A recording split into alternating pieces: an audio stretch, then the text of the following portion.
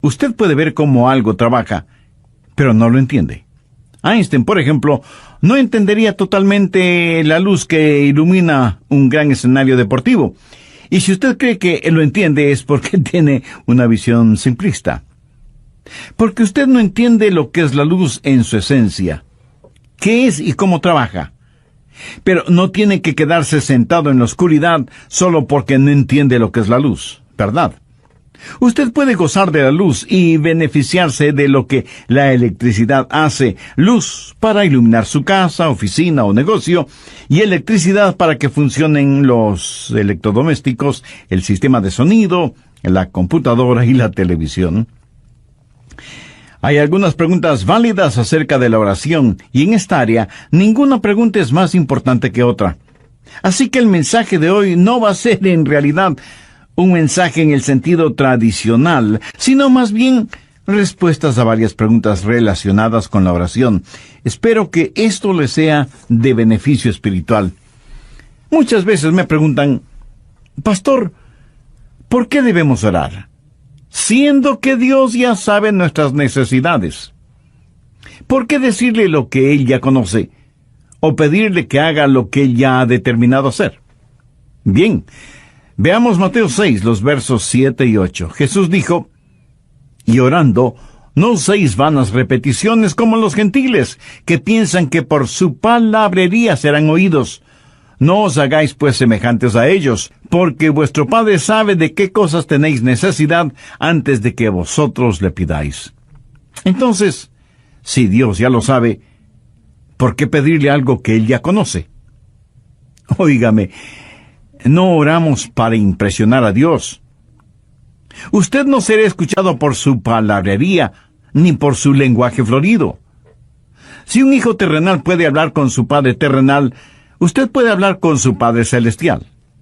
Tampoco ora para informar a Dios. Usted no le puede decir nada que Él ya no lo sepa. Usted ora para invitar a Dios. ¿Por qué debemos hacerlo? Porque hay comunión en la oración. Busque 2 Corintios 6:1. Así pues, nosotros, como colaboradores suyos, os exhortamos también a que no recibáis en vano la gracia de Dios. ¿Notó eso? Somos colaboradores de Dios. Dios nos da el gozo y privilegio de administrar su reino, sus asuntos. Él puede hacerlo sin nosotros, pero nosotros no podemos hacerlo sin Él. ¡Qué privilegio es que Dios nos considere colaboradores suyos! Además, cuando oramos, Dios nos está ayudando a crecer. ¿Alguna vez ha pedido algo en oración y no recibió de inmediato lo que pidió? ¿Qué es lo que hizo? Pues siguió orando, pero también comenzó a analizar su vida para saber si había algo en su corazón que estaba impidiendo que Dios contestara sus oraciones. Y usted crece espiritualmente por medio de la oración. Así como la oración es un factor de comunión, también es un factor de desarrollo, pero también está el factor de la dependencia. Dios nunca quiere que vivamos vidas independientes de Él. Ahora, si Dios lo hiciera todo por nosotros y nunca tuviéramos que pedir nada, entonces no tendríamos necesidad de orar. Todo lo daríamos por descontado. Y podríamos dejar de depender totalmente de Dios. La oración nos une a Dios. Y aunque Él sabe lo que necesitamos antes de que se lo pidamos, sin embargo se nos dice específica y definitivamente que debemos orar y pedir, no para impresionar a Dios ni para informarle, sino para invitar a Dios a nuestro corazón y a nuestra vida, para que tengamos comunión con Él, para que aprendamos a depender de Él, y para que podamos crecer espiritualmente. Otra pregunta es, ¿por qué cosas es apropiado el orar? ¿Qué es lo que dice Filipenses 4:6? Sean conocidas vuestras peticiones delante de Dios en toda oración y ruego, con acción de gracias. De acuerdo a esto, debemos orar por todo. Nada en la vida está fuera del alcance de la oración. Muchas veces nos preguntamos si debemos o no hacer ciertas cosas. Una buena manera de saberlo es haciéndonos la pregunta, ¿puedo orar por esto? Por ejemplo, cuando usted va a beber licor, puede orar y decir: Señor, bendice este trago que voy a tomar y haz que sea para tu gloria y honra. O cuando va a fornicar o a adulterar, puede orar para que Dios bendiga esos actos. Cuando va a robar o a estafar, puede orar para que Dios le bendiga. ¡Absurdo! ¿No le parece? Un hombre estaba junto a la puerta de una iglesia fumando y alguien le preguntó: ¿Es usted un maestro en esta iglesia? El hombre, sorprendido, contestó: No, no lo soy. Y el otro le dijo: Bueno, ciertamente lo es. Está enseñando a todos quienes pasan junto a usted el dudoso arte de fumar. A veces enseñamos las cosas equivocadas. Si no puede orar acerca de lo que va a hacer, pues no lo haga. El problema es que a veces tratamos de dividir nuestra vida entre lo secular y lo sagrado, y decimos: esta es la parte sagrada de mi vida, oraré por esto. Esta es la parte secular de mi vida, yo la manejaré. ¿Se puede imaginar a Jesús dividiendo su vida entre lo secular y lo sagrado? Por supuesto que no. En todas las cosas naturales debemos ser espirituales, y en todas las cosas espirituales debemos ser naturales. Somos naturalmente sobrenaturales y sobrenaturales naturalmente. ¡Qué trabalenguas! No dividimos nuestras vidas en dos segmentos, el uno secular y el otro sagrado. Dividimos nuestras vidas entre lo espiritual y lo profano. Y si es algo profano, debe estar fuera del límite de nuestra vida. Si es algo espiritual, oramos al respecto, ya sea que eso esté en un nivel natural o sobrenatural. Ahora, ¿por qué cosas debemos orar? ¿Por todas? Usted me pregunta: ¿podemos orar por cosas sencillas? ¿Podemos orar por el sitio donde estacionar el carro? Por supuesto. No hay nada de malo en orar por cosas pequeñas o sencillas. Y si usted piensa que orar por cosas pequeñas o sencillas es una tontería, puede pensar en alguna cosa que sea demasiado grande o demasiado pequeña para Dios. No la hay. La cosa más grande sobre la que usted puede pensar es pequeña para Dios. Y si las cosas pequeñas son importantes para usted, serán también importantes para Dios. Pastor, usted dice que hay que orar por todo. Suponga que hay algo que quiero y sé que no es la voluntad de Dios. ¿Debo orar por eso? Pues con mayor razón. Dígale a Dios: Dios, algo no está bien en mí. Estoy deseando algo que es en contra de tu voluntad. Ayúdame a desechar ese deseo. Y ore con sinceridad.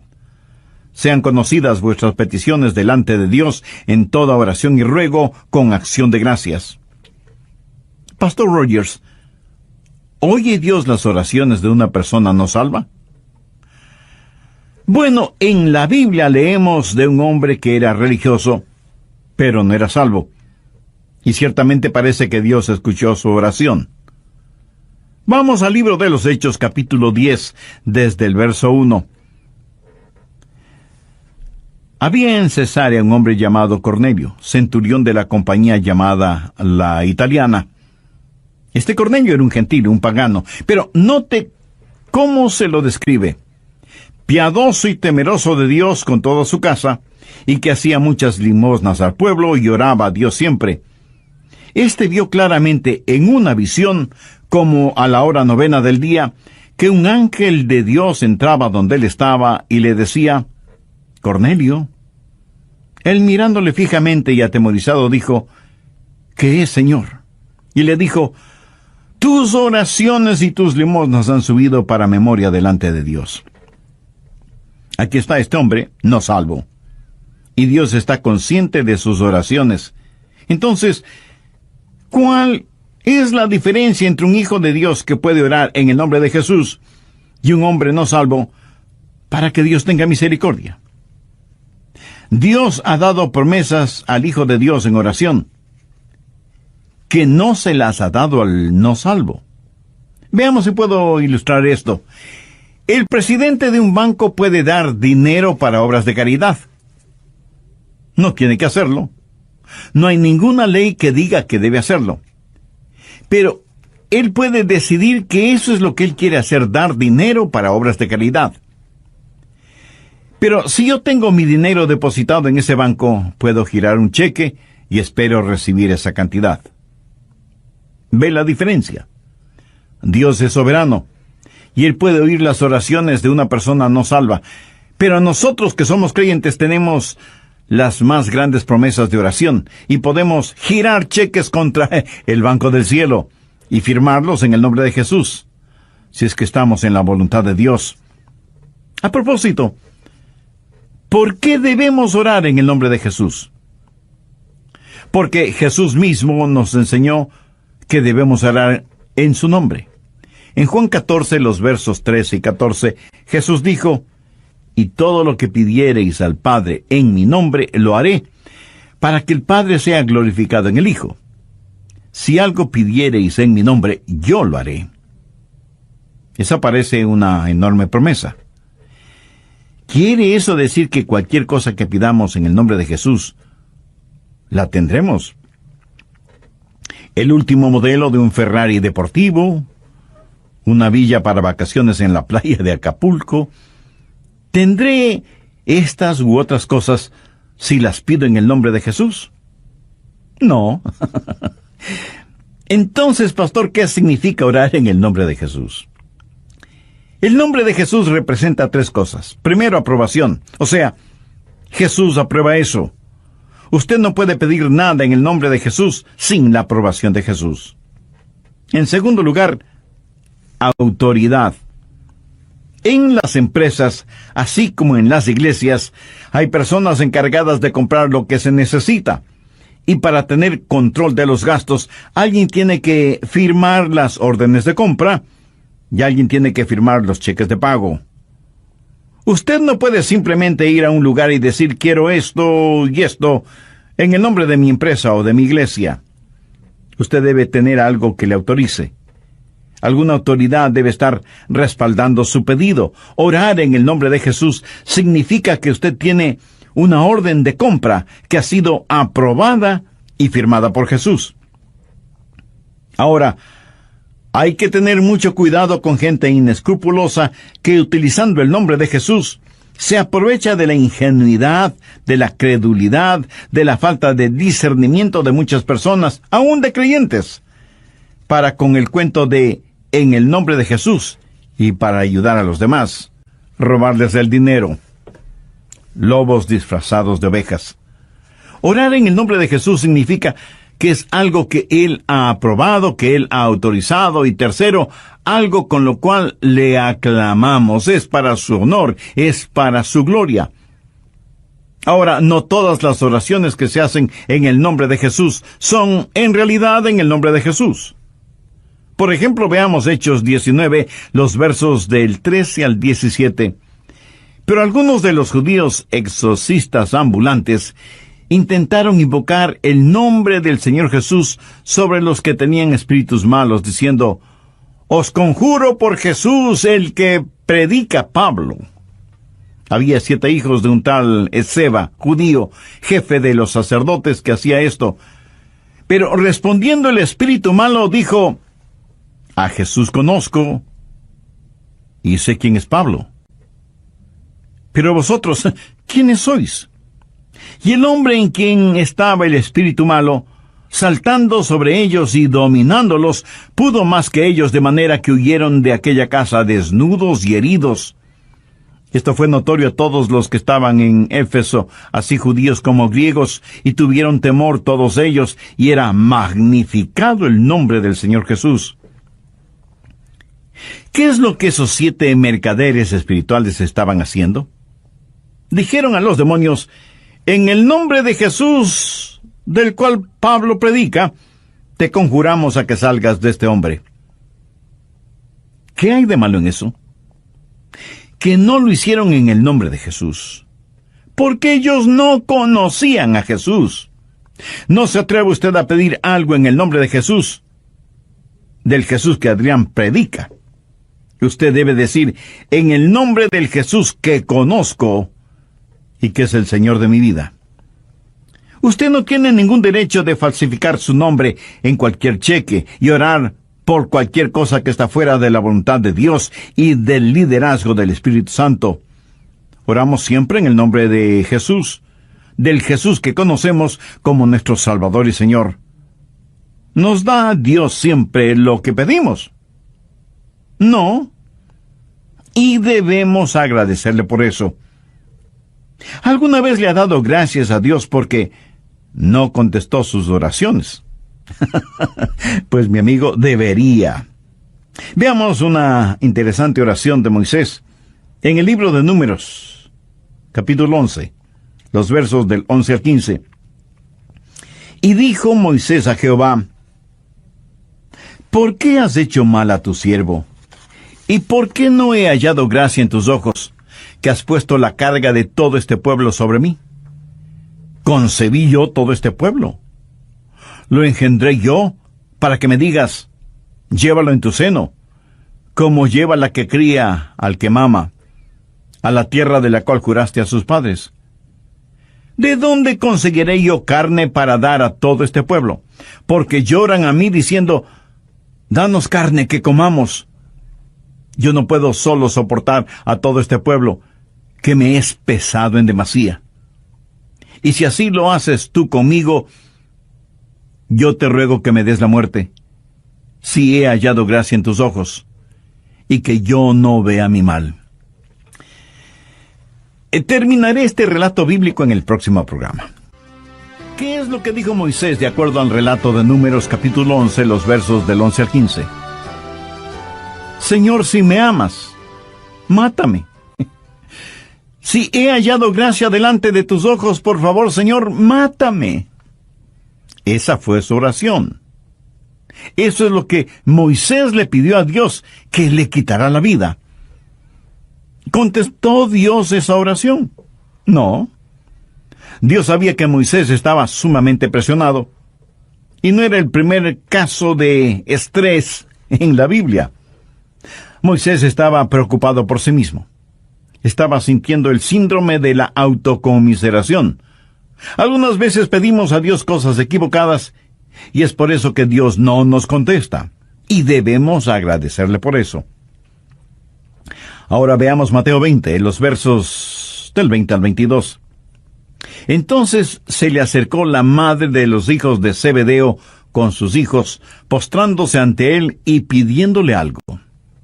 Él le dijo, ¿qué quieres? Ella le dijo, ordena que en tu reino se sienten estos dos hijos míos, el uno a tu derecha y el otro a tu izquierda. Entonces Jesús respondiendo dijo, no sabéis lo que pedís. ¿Podéis beber del vaso que yo he de beber y ser bautizados con el bautizo que yo soy bautizado? Y ellos le dijeron, podemos. Pero ellos, Santiago y Juan, ni sabían ni podían. Ahora, note que el pedido para estar a la izquierda y a la derecha de Jesús en su reino no provino de ellos, sino de su madre. Y como toda buena madre, ella quería lo mejor de lo mejor para sus hijos. Y claro, muchas veces un amor ciego nos puede llevar a cometer actos egoístas. Muchas veces pedimos a Dios cosas que pensamos son buenas y correctas, pero sencillamente no lo sabemos. Esa es la razón por la que el Espíritu Santo tiene que interceder con gemidos que no pueden ser expresados. A veces pedimos y nuestra oración no es contestada. ¿Por qué? La respuesta es simple. Porque hay pecado en nuestra vida. Veamos Isaías 59:2. Pero vuestras iniquidades han hecho división entre vosotros y vuestro Dios, y vuestros pecados han hecho ocultar de vosotros su rostro para no oír. Salmo 66:18. Si en mi corazón hubiese yo mirado a la iniquidad, el Señor no me habría escuchado. Note que el salmista no dice, si he pecado, el Señor no me escuchará. Pero aún la inclinación del corazón hacia lo malo ya es pecado. y Dios no nos escuchará. Si Dios contestara la oración de una persona que tiene iniquidad en su corazón, ¿sabe lo que Dios estaría haciendo? Animándonos a pecar. La razón por qué algunos no reciben contestación a sus oraciones no es porque piden lo que no deben pedir, sino porque hay pecado en sus vidas, pero no quieren reconocer la existencia de ese pecado. ¿Qué acerca de su hogar? Esposos y esposas, ¿fueron ustedes casados por un juez de paz o por el secretario de guerra? Veamos 1 de Pedro 3:7. Vosotros, maridos, igualmente, vivid con ellas sabiamente, dando honor a la mujer como a vaso más frágil y como a coherederas de la gracia de la vida, para que vuestras oraciones no tengan estorbo.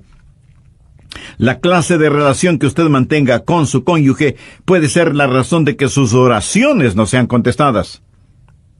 Recuerde que si no aprendemos a perdonar a otros, Dios no nos perdonará a nosotros. A veces me preguntan, Pastor, ¿cambia la oración la mente de Dios? Esta es una pregunta muy importante. Con claridad siempre respondo, no. La oración no cambia la mente de Dios. La oración no es para vencer la resistencia de Dios.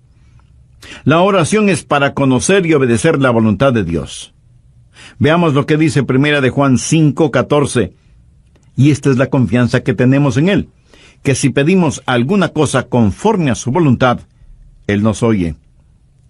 La única cosa que está fuera del alcance de la oración es aquella que está fuera de la voluntad de Dios.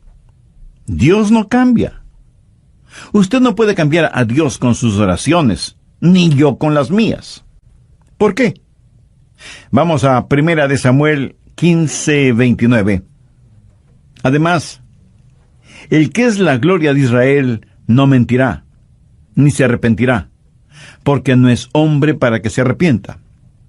Esto significa que Dios nunca cambia, y en Malaquías 3:6 leemos, porque yo, Jehová, no cambio.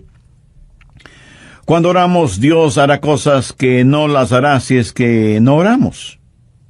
Pero aunque nuestra oración no cambia a Dios ni su carácter, sí afecta lo que Dios hace. La Biblia claramente dice que no tenemos porque no pedimos. Pastor, ¿qué debemos hacer si nuestras oraciones no son contestadas? Si ese es su caso, pues siga orando. Persista en la oración. El profeta Daniel había estado orando por algo por 3 semanas. Escuchaba Dios las oraciones de Daniel. Veamos lo que nos dice Daniel 10, verso 12. Entonces me dijo, Daniel, no temas, porque desde el primer día que dispusiste tu corazón a entender y a humillarte en la presencia de tu Dios, fueron oídas tus palabras, y a causa de tus palabras yo he venido. Un ángel vino como una respuesta para Daniel, quien estuvo orando por 21 días. Parecía que Dios no estaba haciendo nada. Ahora este pasaje bíblico es intrigante y enigmático. Se está desarrollando una guerra cósmica entre los ángeles de Dios y los espíritus demoníacos. Y el ángel viene y dice, tus oraciones fueron escuchadas cuando empezaste a orar hace 3 semanas. O sea que Daniel por 3 semanas estuvo orando persistentemente. Veamos rápidamente Lucas 18:1. También les refirió Jesús una parábola sobre la necesidad de orar siempre y no desmayar. Amigo, hay un tiempo en que debemos persistir en la oración, así como hay un tiempo en que debemos desistir de orar. Un buen ejemplo es el apóstol Pablo, quien oró 3 veces especialmente por algo. No significa que 3 veces pidió al Señor que lo haga, sino que tuvo 3 períodos específicos de oración acerca del aguijón en la carne. Y aunque Dios no le quitó ese aguijón en la carne, sí le contestó la oración, aunque de diferente manera. Veamos 2 de Corintios 12:9. Y me ha dicho, bástate mi gracia, porque mi poder se perfecciona en la debilidad. ¿Cuál fue la reacción de Pablo? Por tanto, de buena gana me gloriaré más bien en mis debilidades, para que repose sobre mí el poder de Cristo. Pablo no dijo, lo que no puede ser curado debe ser soportado. Él dijo, me gloriaré en esto, y agradeceré a Dios por esto. Dios no le concedió a Pablo lo que pidió, pero le dio algo diferente. Así que las demoras no son necesariamente negaciones, y si Dios le niega algo, no significa que está restringiendo su amor, sencillamente significa que le dará algo mejor. Otra pregunta muy frecuente es, ¿debemos esperar milagros cuando oramos? Permítame decir que no debemos adquirir el hábito de decir que Dios no lo puede hacer. La única cosa que Dios no puede hacer es pecar, mentir o negarse a sí mismo. Veamos Jeremías 32:17. Oh Señor Jehová, he aquí que tú hiciste el cielo y la tierra con tu gran poder y con tu brazo extendido. Ni hay nada que sea difícil para ti. Dios es un Dios de milagros, y en cierto sentido, toda oración contestada es un milagro, porque lo sobrenatural se mueve en lo natural. Pero hay otra clase de milagros, milagros en la naturaleza, como cuando Dios cambia el agua en vino, y cura cánceres, y da vista a los ciegos, y todas esas cosas. ¿Creo yo que Dios hace esas cosas? Ciertísimamente. Pero estas no son cosas normativas. Usted va a encontrar que en tiempos bíblicos los milagros se dieron en grupos y tuvieron ciertas cosas en común. Trajeron gloria a Dios y no a los hombres. Validaron las demandas o la identidad de Dios y promovieron la obra de Dios en forma muy significativa. Dios es un Dios de poder y un Dios de milagros. Y si Dios tiene un milagro para usted, le dará un milagro de fe. Y aunque no hago de lado los milagros, sí debo decir que no son normativos. Desde mi punto de vista muy personal, si Dios nos da el milagro más extraordinario, que es el perdón de nuestros pecados, la salvación y la vida eterna, ¿qué otro milagro podría ser más grande que este? Pastor Rogers, ¿pueden nuestras oraciones pasar por encima de la voluntad de otra persona? No, de ninguna manera. Dios le ha dado al hombre libre albedrío, y Dios nunca forzará la voluntad del hombre, aunque algunos pseudoteólogos dicen que sí. Yo personalmente no lo creo. Veamos Apocalipsis 22:17. Y el espíritu y la esposa dicen, ven. Y el que oye diga, ven. Y el que tiene sed, venga. Y el que quiera, tome del agua de la vida gratuitamente. Dios le ha dado a usted voluntad, y usted, en uso de su libre voluntad, puede decir sí o no. Es un dudoso privilegio el que usted tiene. Las personas deben aceptar a Dios por sí mismas. Si usted tiene familiares o amigos no salvos, usted puede orar por ellos, pero no puede forzar su voluntad sobre ellos. ¿Por qué oramos por ellos? Porque estamos en una guerra espiritual, y por medio de la oración podemos enfrentar el poder de las tinieblas, y pedimos la influencia de Dios en la vida de aquellos por quienes oramos. En el capítulo 17 de Mateo, los versos del 14 al 21, relatan la historia de un muchacho lunático. El padre había llevado a su hijo enfermo a los apóstoles, pero ellos no lo habían podido sanar. Por eso ahora buscan la ayuda de Jesús. En el verso 18 leemos, y reprendió Jesús al demonio, el cual salió del muchacho, y éste quedó sano desde aquella hora. Jesús trabajó en forma soberana y externa sobre ese muchacho. Cuando los discípulos le preguntaron a Jesús por qué ellos no habían podido curar al joven, Jesús les dijo, por vuestra poca fe. Porque de cierto os digo que si tuvierais fe como un grano de mostaza, diréis a este monte, pásate de aquí allá, y se pasará, y nada os será imposible. Pero este género no sale sino con ayuno y oración. Ahora, este no es un caso en que se forzó la voluntad del muchacho. sino que se le liberó de la posesión del demonio. Cuando oramos, no es que nuestra oración forza a la gente por la cual oramos a ser salva, sino que les quita la ceguera espiritual de sus ojos. Cada persona debe recibir a Cristo. Si Dios a la fuerza salvara a una persona, tendría que forzosamente salvar a todos los seres humanos sobre la faz de la tierra. Un amor a la fuerza es una contradicción de términos. Dios libera a la gente para que sea salva. Alguna vez alguien me preguntó, ¿tiene Dios hijos favoritos cuyas oraciones sí escucha? Bien, esta pregunta me hace acordar de una vez que estuve en un avión. Un pasajero me reconoció y dijo, «Oh, pastor, estoy tan contento de que esté en este avión. Ahora sé que tendremos un vuelo seguro». Algunas veces me dicen, «Pastor, ore por mí». Sé que Dios escucha sus oraciones. Y eso es como decir que Dios tiene hijos favoritos. Dios no hace acepción de personas. El Salmo 65:2 dice, «Tú oyes la oración. A ti vendrá toda carne». Amigo, Dios escuchará su oración de la misma manera en que escucha mis oraciones o las de Billy Graham o de cualquier otro creyente. Ahora, si tengo una necesidad de oración, hay ciertas personas a las que pido se unan conmigo en oración. Esas personas son más íntimas conmigo y es bueno tener amigos íntimos.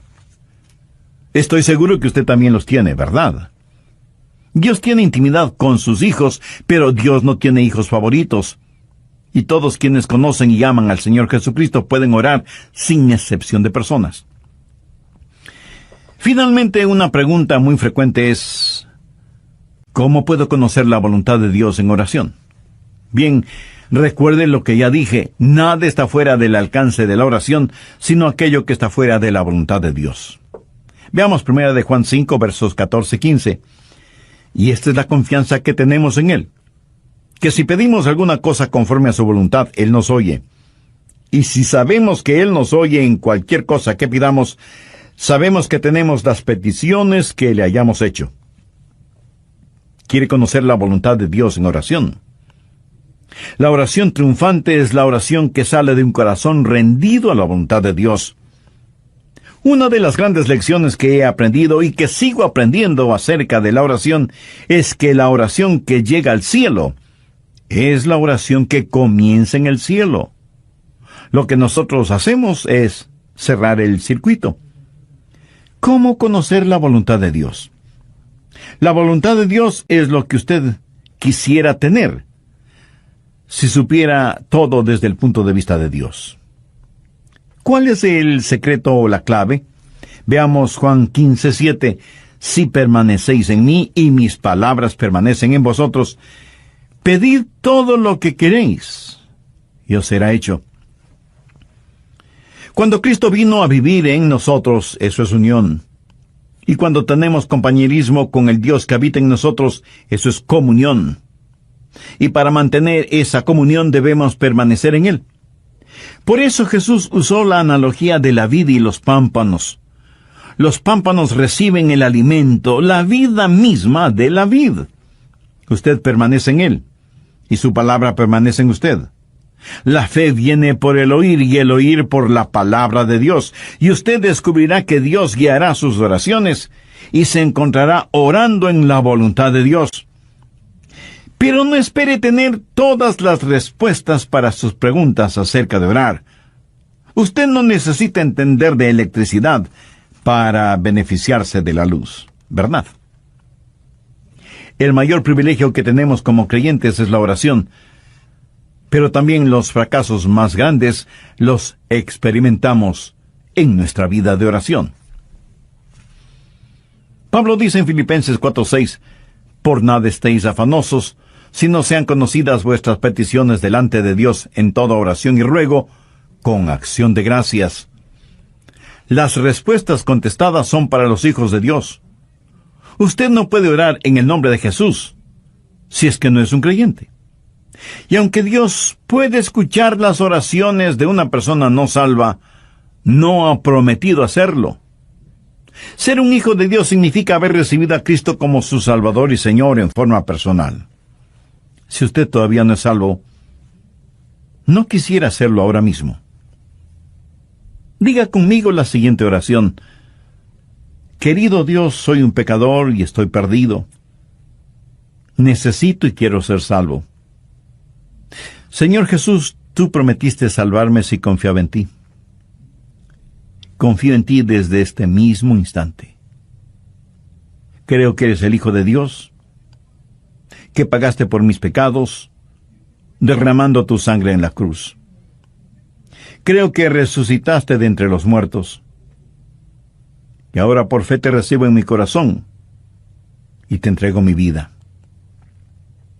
Sálvame y comienza a hacerme la clase de persona que tú quieres que sea. Dios. Además, cuando oramos, Dios nos está ayudando a crecer. ¿Alguna vez ha pedido algo en oración y no recibió de inmediato lo que pidió? ¿Qué es lo que hizo? Pues siguió orando, pero también comenzó a analizar su vida para saber si había algo en su corazón que estaba impidiendo que Dios contestara sus oraciones. Y usted crece espiritualmente por medio de la oración. Así como la oración es un factor de comunión, también es un factor de desarrollo, pero también está el factor de la dependencia. Dios nunca quiere que vivamos vidas independientes de Él. Ahora, si Dios lo hiciera todo por nosotros y nunca tuviéramos que pedir nada, entonces no tendríamos necesidad de orar. Todo lo daríamos por descontado. Y podríamos dejar de depender totalmente de Dios. La oración nos une a Dios. Y aunque Él sabe lo que necesitamos antes de que se lo pidamos, sin embargo se nos dice específica y definitivamente que debemos orar y pedir, no para impresionar a Dios ni para informarle, sino para invitar a Dios a nuestro corazón y a nuestra vida, para que tengamos comunión con Él, para que aprendamos a depender de Él, y para que podamos crecer espiritualmente. Otra pregunta es, ¿por qué cosas es apropiado el orar? ¿Qué es lo que dice Filipenses 4:6? Sean conocidas vuestras peticiones delante de Dios en toda oración y ruego, con acción de gracias. De acuerdo a esto, debemos orar por todo. Nada en la vida está fuera del alcance de la oración. Muchas veces nos preguntamos si debemos o no hacer ciertas cosas. Una buena manera de saberlo es haciéndonos la pregunta, ¿puedo orar por esto? Por ejemplo, cuando usted va a beber licor, puede orar y decir, Señor, bendice este trago que voy a tomar y haz que sea para tu gloria y honra. O cuando va a fornicar o a adulterar, puede orar para que Dios bendiga esos actos. Cuando va a robar o a estafar, puede orar para que Dios le bendiga. ¡Absurdo! ¿No le parece? Un hombre estaba junto a la puerta de una iglesia fumando y alguien le preguntó, ¿es usted un maestro en esta iglesia? El hombre sorprendido contestó, no lo soy. Y el otro le dijo, bueno, ciertamente lo es. Está enseñando a todos quienes pasan junto a usted el dudoso arte de fumar. A veces enseñamos las cosas equivocadas. Si no puede orar acerca de lo que va a hacer, pues no lo haga. El problema es que a veces tratamos de dividir nuestra vida entre lo secular y lo sagrado, y decimos, esta es la parte sagrada de mi vida, oraré por esto. Esta es la parte secular de mi vida, yo la manejaré. ¿Se puede imaginar a Jesús dividiendo su vida entre lo secular y lo sagrado? Por supuesto que no. En todas las cosas naturales debemos ser espirituales, y en todas las cosas espirituales debemos ser naturales. Somos naturalmente sobrenaturales y sobrenaturales naturalmente. ¡Qué trabalenguas! No dividimos nuestras vidas en dos segmentos, el uno secular y el otro sagrado. Dividimos nuestras vidas entre lo espiritual y lo profano. Y si es algo profano, debe estar fuera del límite de nuestra vida. Si es algo espiritual, oramos al respecto. ya sea que eso esté en un nivel natural o sobrenatural. Ahora, ¿por qué cosas debemos orar? ¿Por todas? Usted me pregunta, ¿podemos orar por cosas sencillas? ¿Podemos orar por el sitio donde estacionar el carro? Por supuesto. No hay nada de malo en orar por cosas pequeñas o sencillas. Y si usted piensa que orar por cosas pequeñas o sencillas es una tontería, puede pensar en alguna cosa que sea demasiado grande o demasiado pequeña para Dios. No la hay.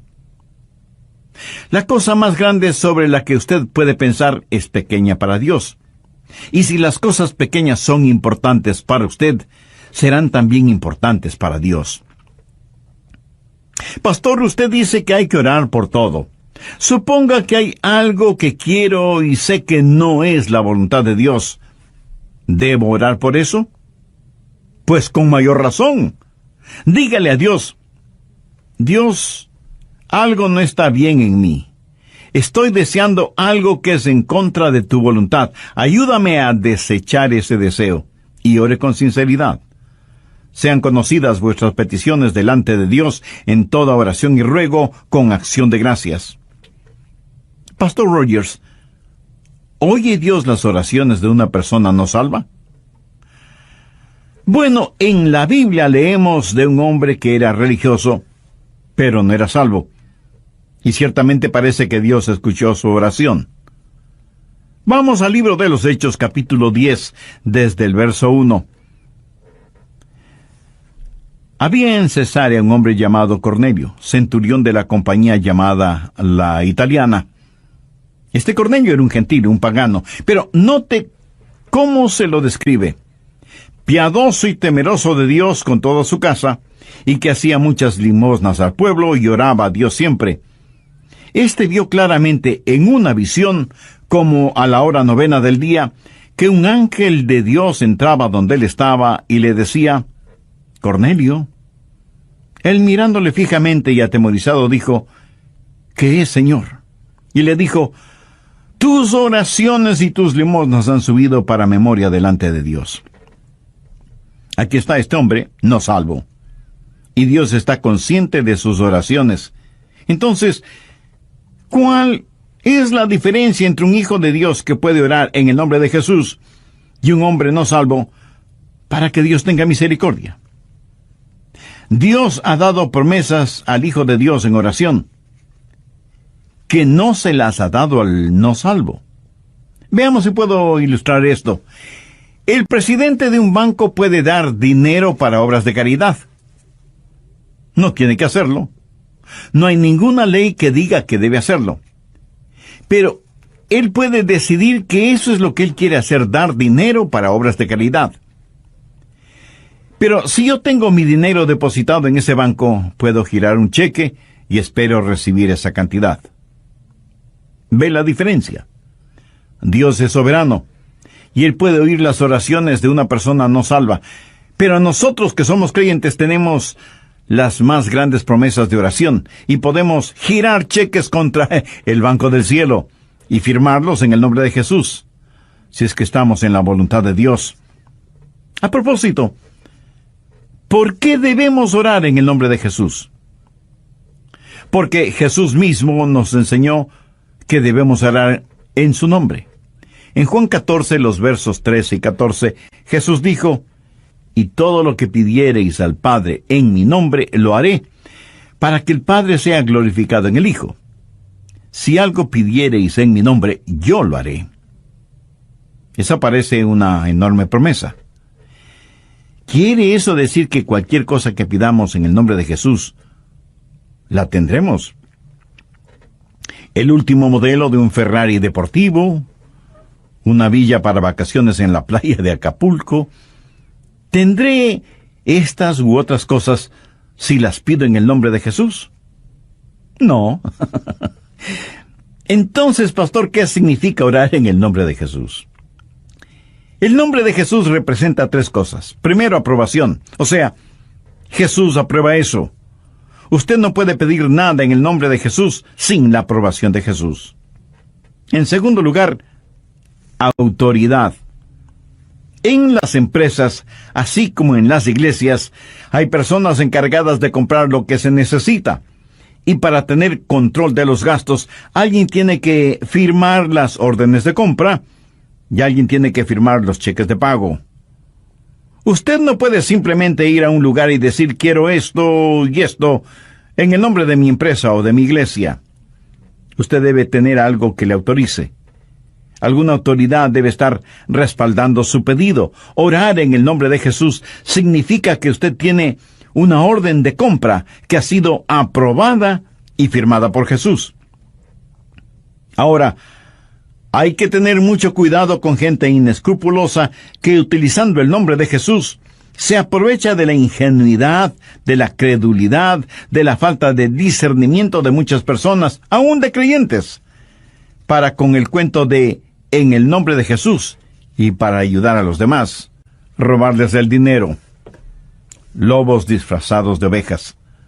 Orar en el nombre de Jesús significa que es algo que Él ha aprobado, que Él ha autorizado, y tercero, algo con lo cual le ha...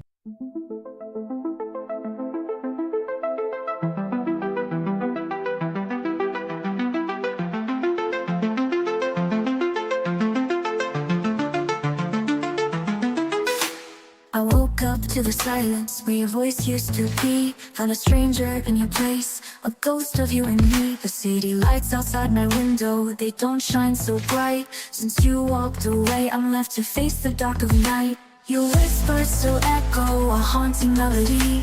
A siren's call that beckons me to the shadows of our memory, where love and lies entwine. A fatal heart of mine beats to the rhythm of your deceit, a love that's lost in time. Oh, shadows in the night, they whisper your name. A melancholy hue that stains my heart in flames. I'm searching for the truth in the eyes that used to love, but like a mirage you vanish, leaving me to rise above.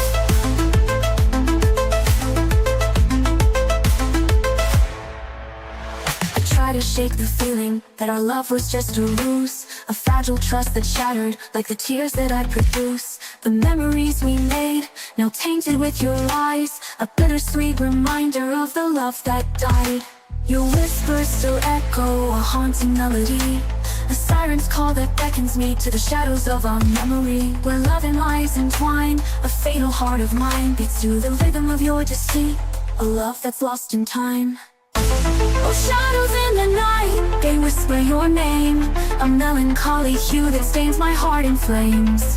I'm searching for the truth in the eyes that used to love, but like a mirage you vanish, leaving me to rise above.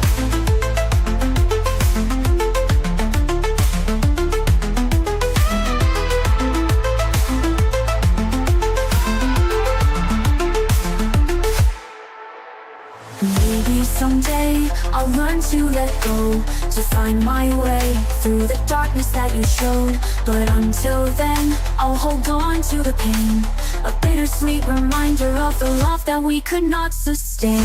Oh, shadows in the night, they whisper your name. A melancholy hue that stains my heart in flames.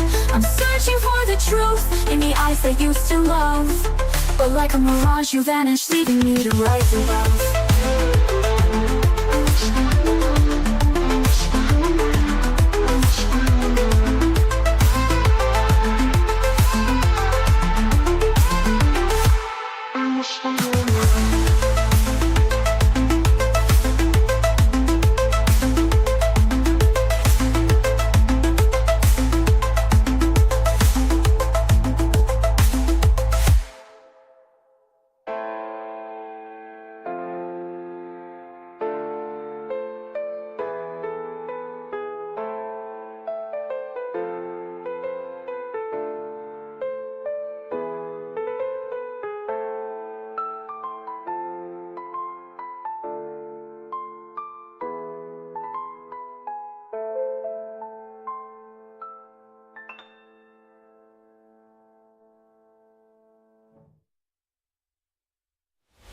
Clamamos, es para su honor, es para su gloria.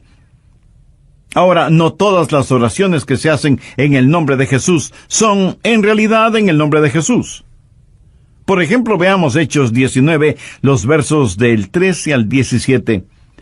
Pero algunos de los judíos exorcistas ambulantes intentaron invocar el nombre del Señor Jesús sobre los que tenían espíritus malos, diciendo: «Os conjuro por Jesús, el que predica Pablo».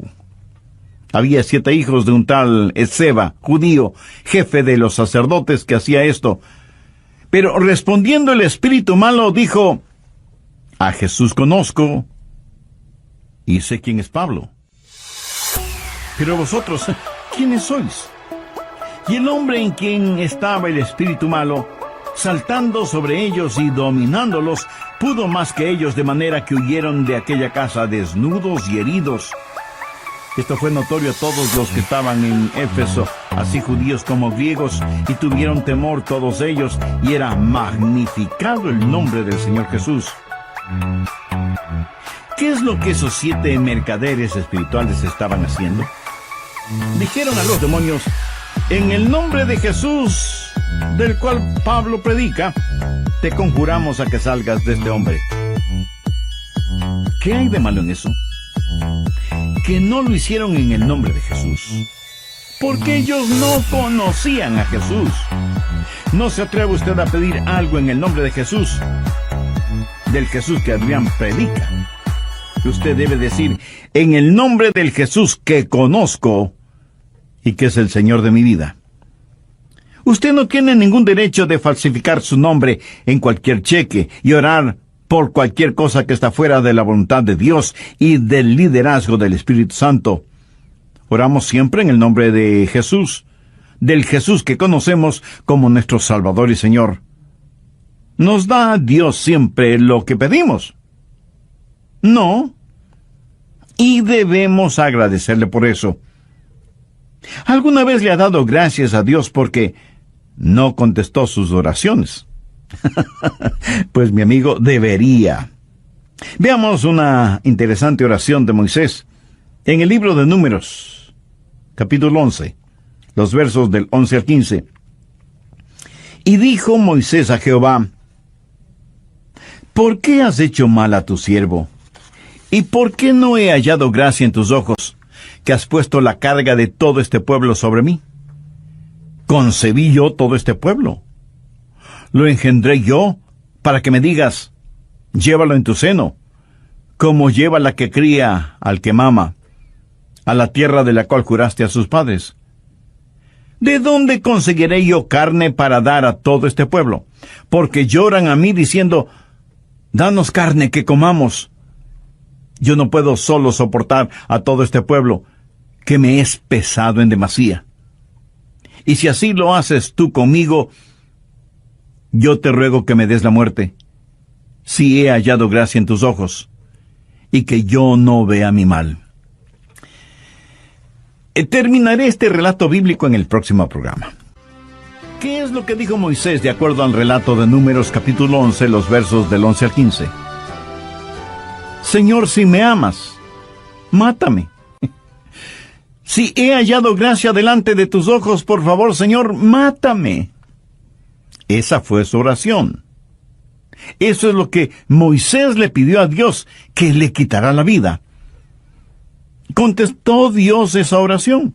No. Dios sabía que Moisés estaba sumamente presionado, y no era el primer caso de estrés en la Biblia. Moisés estaba preocupado por sí mismo. Estaba sintiendo el síndrome de la autocomiseración.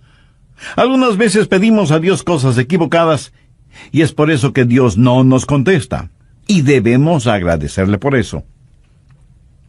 Ahora veamos Mateo 20, los versos del 20 al 22. Entonces se le acercó la madre de los hijos de Zebedeo con sus hijos, postrándose ante él y pidiéndole algo. Él le dijo: ¿qué quieres? Ella le dijo: ordena que en tu reino se sienten estos 2 hijos míos, el uno a tu derecha y el otro a tu izquierda. Entonces Jesús respondiendo dijo: ¿no sabéis lo que pedís? ¿Podéis beber del vaso que yo he de beber y ser bautizados con el bautizo que yo soy bautizado?